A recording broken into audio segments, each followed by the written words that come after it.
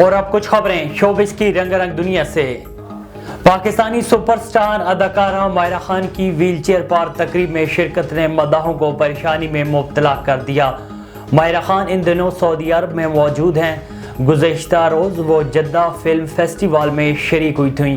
Social media پر ماہرہ خان کی video تیزی سے وائرل ہو رہی ہے جس میں انہیں ویل چیئر پر بیٹھا دیکھا جا سکتا ہے۔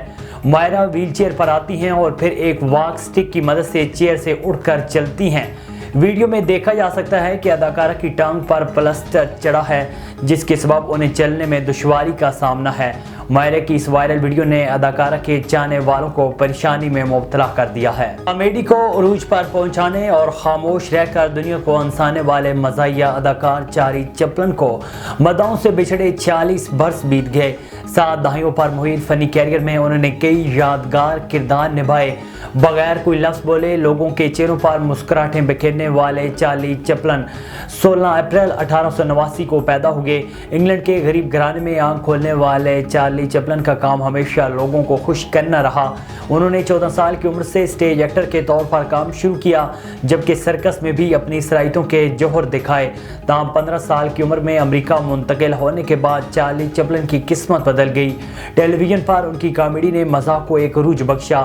بنا بولے صرف اپنی حرکات، چہرے کے اتار چڑھاؤ اور تاثرات سے مزاحیہ اداکاری کر کے انہوں نے لوگوں کے دلوں میں جگہ بنا لی ہے۔ شوبز انڈسٹری کی معروف اداکارہ ہانیہ عامر کو انٹرنیشنل فیشن برانڈ زارا کا لباس پہننے پر سوشل میڈیا صارفین نے آڑے ہاتھوں لے لیا۔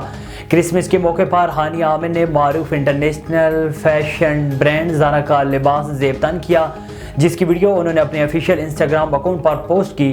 ویڈیو میں ہانیہ عامر فیشن برانڈ زارا کے سرخ لباس کے بولڈ لباس میں ملبوس کیمرے کے سامنے پوز دیتے ہوئے نظر آ رہی ہیں۔